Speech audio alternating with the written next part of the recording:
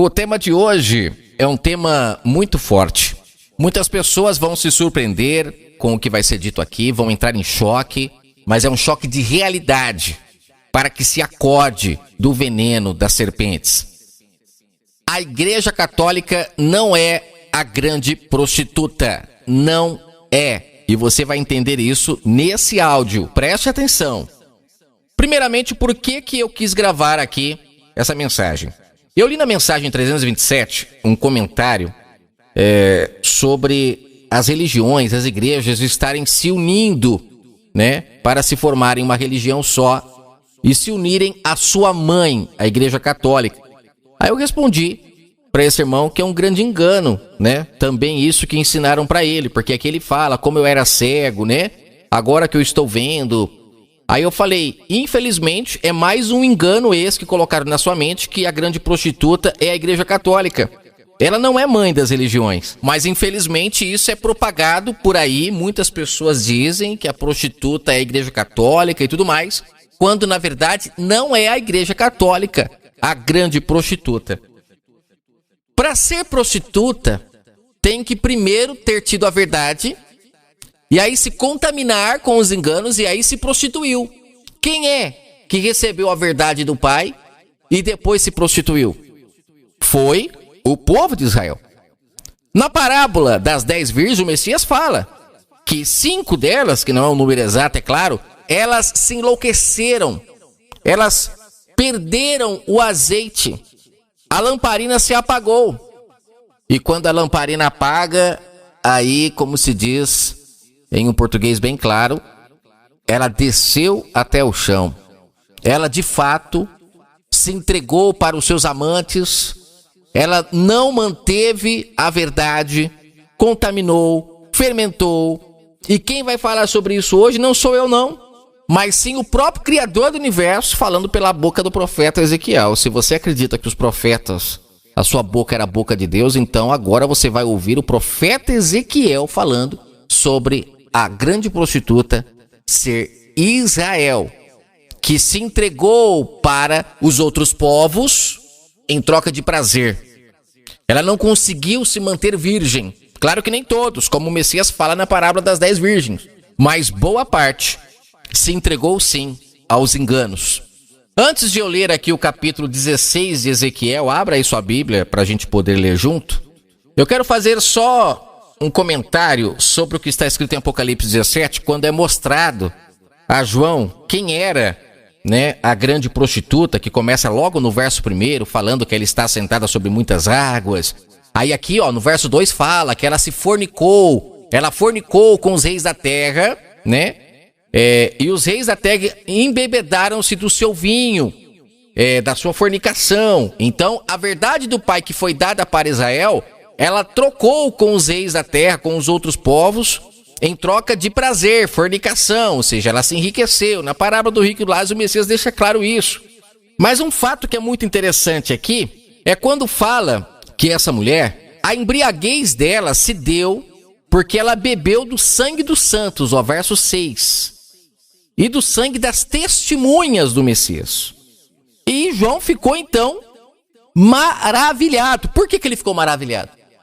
A Igreja Católica ainda não havia se levantado. Ele ficou maravilhado porque ele viu que o próprio povo de Israel era a grande prostituta. Por quê?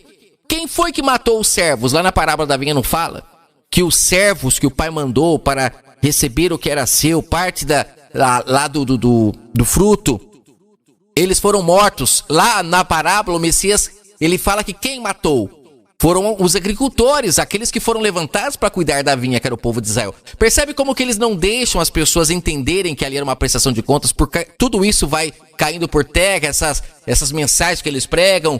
Você percebe que são mensagens que não tem nada a ver com a verdade? São mais mensagens de autoajuda do que de fato esclarecer o que aconteceu. Então lá, os servos foram mortos. E depois, quem eles mataram? O filho. Quem eram os servos? Os profetas. Os santos que está falando aqui. Porque quem é o santo? Aquele que recebeu o Criador em si. Quem eram os profetas, se não os santos? E o Messias, então, que tinha o santo em pleno, completo em si. e eles mataram para viver de sua herança. Então aqui foi revelado para João que a grande prostituta era Israel, que estava embriagada com o vinho, com o próprio vinho que os profetas vieram buscar para levar para o Pai, que eram as boas ações do povo, mas elas se beneficiaram, se enriqueceram. Aqueles homens beberam do vinho que era para ser levado ao Criador do Universo. Eles se beneficiaram. Como em Mateus 5 está muito claro ali que aquele rapaz estava levando ali a sua oferta, que no caso é um exemplo que o Messias usa. Ele fala, se você trouxer a sua oferta e te lembrar que tem alguma coisa contra o seu irmão, aí ele fala, deixa a sua oferta, se reconcilia com ele primeiro, depois vem e traz a oferta. Mas o que aquele rapaz fazia? Ele só levava a oferta, então não havia o fruto que era para o pai, que era a reconciliação. Agora eu pergunto, esse animal que o rapaz estava levando para apresentar a sua oferta, ele comprou de quem? Quem é que lucrou com isso? Foi o reino ou foram aqueles homens? Em Mateus 21, quando o Messias entra no templo e destrói ali aquele comércio que estava acontecendo, por que ele faz isso? Porque aqueles homens estavam vendendo os animais para o povo, lucrando, mas o povo não ia fazer o que de fato tinha que ser feito. Por isso que o Messias inclusive fala também naquela passagem do dízimo, em Mateus 23, versos 23 e 24, quando ele fala, vocês cobram do povo dízimo, né? Vocês cobram do povo o dízimo do hortelã, do endo, do cominho, mas não ensinam a eles o mais importante da lei, que é a justiça, que é a misericórdia, que é a fidelidade, que isso é o fruto para o Pai, né? Ou seja, o dízimo ali, que no caso é alimento, você vê que é alimento que ele está falando, e tem gente que defende o dízimo em dinheiro, que é outra blasfêmia, mas eu não quero falar sobre isso aqui. Olha o tanto do fermento, como ela se prostituiu, Israel. Distorceram tudo. Não faziam o que era de fato para fazer, mas se embebedavam do vinho que era para ser para o pai, por isso que ela se embriagou, se tornou essa prostituta que em Apocalipse 17 o pai revela para João. Eu vou começar a leitura aqui de Ezequiel 16, para vocês verem que eu não estou inventando nada melhor, né? Porque o sistema religioso colocou que só aqueles homens é que falavam pelo Espírito Santo, e eles fazem isso justamente para criar essa hierarquia, como se agora o pai não usasse as pessoas para falar, só eles que são ungidos, um unge o outro e o povo fica preso ali nessa prática física, amarrado em suas mãos, quando na verdade o pai fala que a sua verdade ela é revelada aos pequeninos, mas eles desmerecem os pequeninos, como eu já gravei aqui no canal. Até o próprio Messias eles tentaram desmerecer quando as pessoas ficavam surpresas com o que ele falava. O que aqueles homens falavam? Mas esse não é o filho de José e Maria? Não é filho de José e o carpinteiro? Ou seja, sempre desmerecem. Por quê? Porque não faz parte do clero, não faz parte ali dos presbíteros, dos pastores, dos bispos, né? E aí automaticamente o povo fica preso a ouvir apenas eles. Mas eu não quero falar sobre isso. Vamos falar aqui o que Ezequiel falou. Já que ele falava pelo pai, então vamos ver o que ele falou. Eu não sei se vai dar para ler o capítulo todo, porque é bem grande esse capítulo. Ele tem, deixa eu ver quantos, 63 versos. Olha só o que o Criador fala pela boca de Ezequiel, o que ele manda Ezequiel falar. E veio a mim a palavra do Criador, dizendo, Ezequiel 16, verso 1 eu comecei, verso 2. Filho do homem, faze conhecer a Jerusalém as suas abominações. Olha o povo que o sistema religioso considera como santo, né? Vamos lá. Diz para eles assim, a origem de vocês e o nascimento de vocês procedem da terra dos cananeus. Teu pai era amorreu e tua mãe Eteia. E quanto ao teu nascimento, no dia em que nasceste, não te foi cortado o umbigo, nem foste lavada a água para te limpar, nem tampouco foste esfregada com sal, nem em volta te colocaram faixas. Não se apiedou de ti olho algum, para te fazer alguma coisa disto, compadecendo-se de ti. Antes foste lançada em pleno campo, pelo nojo da tua pessoa no dia em que nasceste, mostrando que o povo de Israel, quando foi gerado lá, desde lá dos amorreus, a gente vê essa parte lá em Gênesis 12, 11, a gente vê que ali o pai está falando que quando vocês nasceram, ninguém se apiedou de vocês, ninguém deu a mínima para vocês, porque a descendência de vocês era podre, vocês estavam em trevas de entendimento, contaminados por idolatrias, porque a gente sabe, não sei se vocês já pesquisaram, quando o pai pede para Abraão sair do meio da parentela dele, em Gênesis 12, ele pede para ele sair porque o povo de sua família era todo idólatra, todo entregue ao engano, e ele precisava sair do meio dessa podridão para que a voz do pai fosse mais apurada, que ele conseguisse ouvir melhor o pai. Olha que interessante, gente. Mas o interessante aqui é que Ezequiel está mostrando para Israel que eles não eram nada quando eles foram gerados. Claro que aqui eu estou falando de um tempo antes dos 12 filhos lá de Jacó, que nasceu ali o povo de Israel.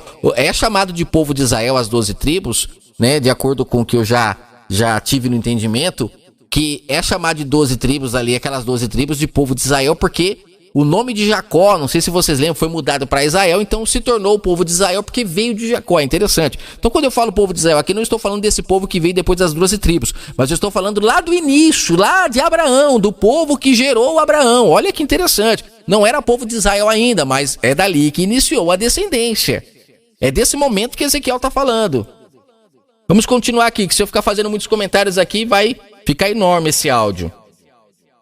No verso 6... o profeta fala que o Criador, quando ele passou e viu ali Israel sendo gerado, ele falou: passando eu junto de ti, eu te vi revolver-te no teu sangue e disse: ainda que esteja no teu sangue, vive. Que quer dizer? Ainda que a herança é podre, né? Mas ainda está vivo. E eu te fiz multiplicar como renovo no campo. Ou seja, olha que interessante.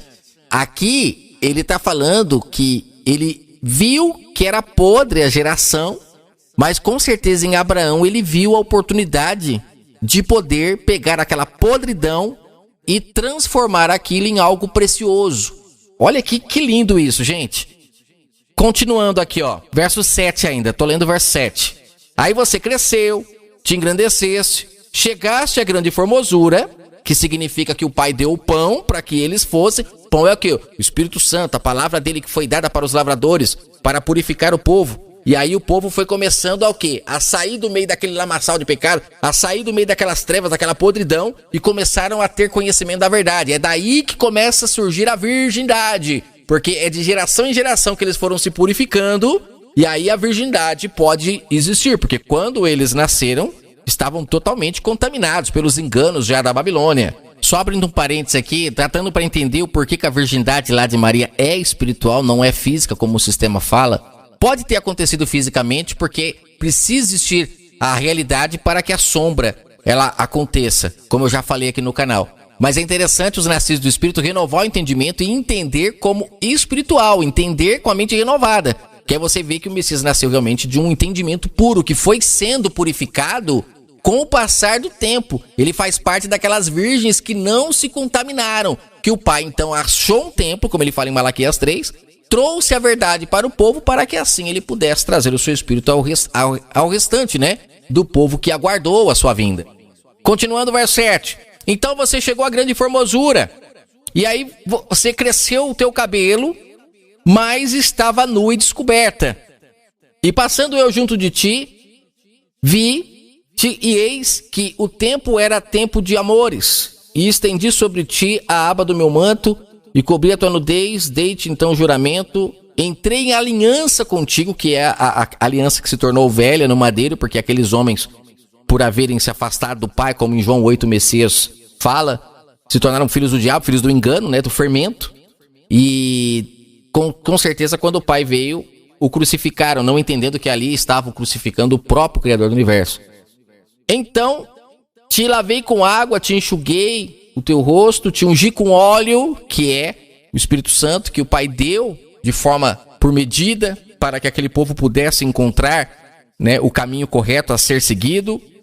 Eu tenho aqui no canal uma mensagem, a mensagem 75, onde eu falo sobre o pergaminho, que é onde eles escreveram, né, a palavra que o Pai dava para eles no entendimento, eles escreveram no papel para que o povo pudesse ler, porque não eram todos que recebiam esse óleo. E aí, é interessante que eu coloquei lá nessa mensagem que pergaminho significa pegadas no caminho, ou seja, a palavra do Pai levou aquele povo a andar pelo caminho correto, por isso que a escritura foi escrita no pergaminho. Esse nome é interessante, né? Não conseguiram ocultar 100% o significado, pegadas no caminho, interessante isso. E continuando aqui então o verso 8, ele fala que depois de cobrir a nudez dela, fez juramento da aliança, né? E ela então passou a ser dele. Olha que coisa mais linda, gente.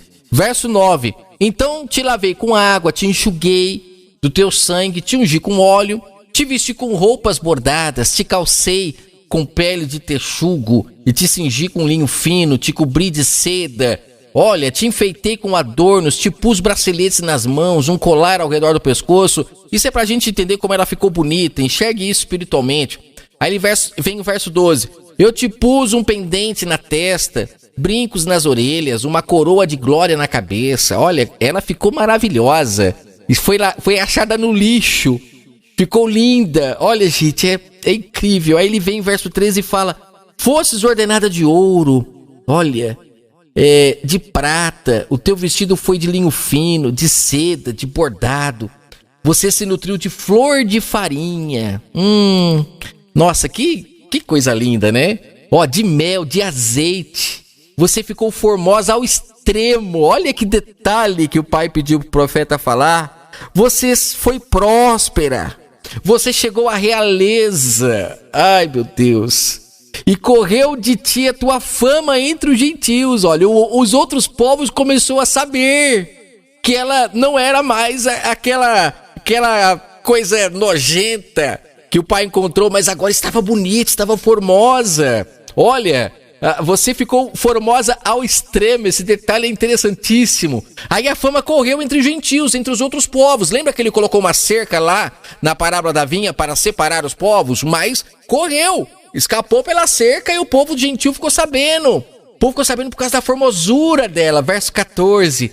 Pois era perfeita por causa da minha glória que eu pus em ti, diz o Criador do universo.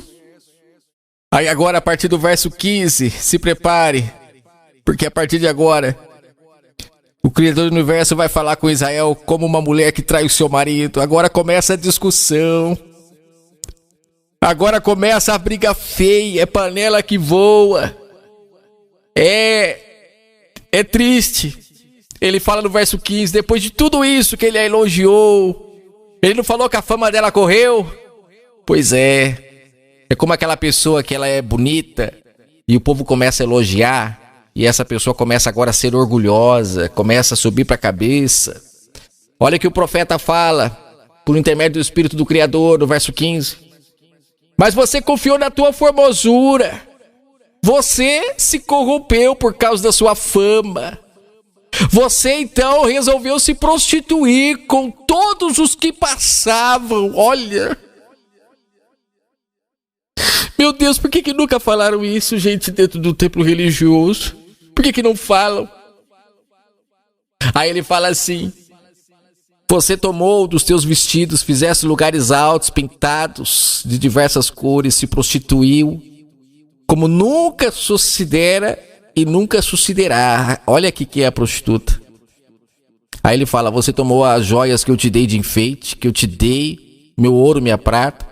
Você fez imagens de homens, te prostituiu com elas. Você tomou os vestidos bordados que eu te cobri, o meu azeite, meu perfume que eu pusesse para você ficar cheirosa. Eu te dei o meu pão, a flor de farinha, o azeite, o mel com que te sustentava. Mas você pusesse diante delas o teu cheiro suave, diante da sua prostituição, né, dos enganos. Aí o pior, ele fala aqui a partir do verso 20, e os filhos e filhas que foram geradas por intermédio dessa pureza, que tudo isso que ele falou de anel, de pulseira, de roupa, farinha, azeite, mel, tudo isso é espiritual, é o conhecimento puro, é a verdade do Pai. Aí ele vem e fala, no verso 20, gente, isso aqui é triste, isso é triste. Ele fala assim: todos os filhos e filhas que vocês geraram, por intermédio da verdade que eu dei para vocês, vocês sacrificaram. Vocês os entregaram aos enganos. Aí ele fala no verso 20, no finalzinho: por acaso é pequena a sua prostituição? É pequena? Vocês mataram os meus filhinhos. Você se esqueceu do dia da tua mocidade, verso 22. Quando estavas nua e eu te cobri. Ou seja, ele deu a verdade para ela. Aí ele diz no verso 23, depois de toda a tua maldade, ai de ti, ai de ti. Continue lendo o decorrer aqui da história, que é maravilhosa. Essa narração aqui de Ezequiel. No verso 35 ele fala, portanto, ó meretriz, olha só como que mudou agora o diálogo do Criador para com o povo de Israel. Portanto, ó meretriz. Ele fala, você se ajuntou com seus amantes. Você se deleitou em dinheiro, verso 36, ó. Você descobriu a tua nudez, as tuas prostituições com os seus amantes, agora está às claras, né? Você entregou os seus filhos, aqueles que foram gerados com muito sofrimento, a esses enganadores que são quem? Os gentios, que não era para haver contaminação. Lembra que a beleza dela se espalhou. Portanto, eis que ajuntarei a todos os teus amantes com os quais você se deleitou, com os quais você teve noites de amor. Você entende agora que a mulher samaritana lá, em João 4, aqueles amantes dela eram esses amantes aqui, não eram homens como esses homens pregam nos templos religiosos, eram esses amantes aqui, ó, que fizeram Israel se prostituir, se entregar ao adultério, traiu o Criador do universo, sua confiança. E o interessante é que no verso 44 ele fala que usariam para Israel um provérbio muito conhecido, tal mãe, tal filha. Aí ele fala aqui, ó, que Israel se tornou filha de quem? Da Eteia, do amorreu, que eram idólatras, que eram desprezíveis ao Criador. Assim se tornou ela também. Depois você vai lendo, e aqui fala que a nudez dela seria exposta ao mundo, as pessoas entenderiam quem era ela. Quem foi que expôs isso quando veio? Não foi o Messias? O Criador, quando desceu e falou pela boca do Filho, ele expôs quem era ela. Ele falou, mas deturparam. Esses homens que estão aí hoje pregando, escondem a verdade do povo. E o povo continua se relacionando com a mulher que foi rejeitada. E é isso que ele fala em Lucas 16, que eles não deixam claro para as pessoas. Quando ele fala, qualquer que deixa sua mulher e casa-se com outra adultera, mas aquele que casa com a repudiada pelo marido, está em adultério também. Nessa passagem aqui de Lucas 16, onde ele está falando que vai desapossar os mordomos infiéis, ele está dizendo o seguinte para eles, que ele veio para se casar com Israel. Mas se ela estava em adultério, ele podia se casar com outra. Mas as pessoas que se casassem com ela estariam em adultério. Ele fala, se eu me casar com outra, se Israel for honesta, for sincera, for virgem, eu estou em adultério. Mas se ela estiver em adultério, eu posso me casar com outra. Agora, quem se casar com a repudiada, depois de eu ler aqui Ezequiel 16, será que ela estava virgem mesmo? O que você acha? Repetindo suas palavras, quem se casar com a repudiada, quem se relacionar com ela, que se casar é isso, relacionamento, estará em adultério junto com ela. Então acorde, de que lado você está? O Messias não se casou com ela. Se tivesse se casado, não teria vindo a salvação para os gentios. Se ele abriu a oportunidade para os gentios, é porque não se casou com ela. Com quem você está se relacionando? Com ela ou com as palavras do verbo da vida? Não é difícil perceber que aqueles que lucram com ela, idolatram ela. Pode pegar os líderes religiosos que cobram, que ganham dinheiro com as coisas do Pai. Todos eles idolatram ela. Porque aqueles que estão debaixo da voz do bom pastor, do Espírito Santo, não lucram, dão de graça o que recebem. Esses você não vê elogiando ela. Agora ela, você vê todos aqueles que estão com a vida boa. Ó, lembra que lá em Apocalipse 17 eu falei? Fazendo negócio com os reis da terra. Ela se entregou. Ela deu para eles aquilo que era só dela. E aí automaticamente agora esses homens estão aí, ó, fermentando a mente das pessoas. E colocando as pessoas a idolatrar a repudiada para estar em adultério junto com ela. Isso é muito forte. Se você quiser defender a prostituta, defenda. Eu prefiro defender o marido que foi traído, mas que agora está em busca daqueles que querem se relacionar com ele em espírito e em verdade. É esse que eu defendo.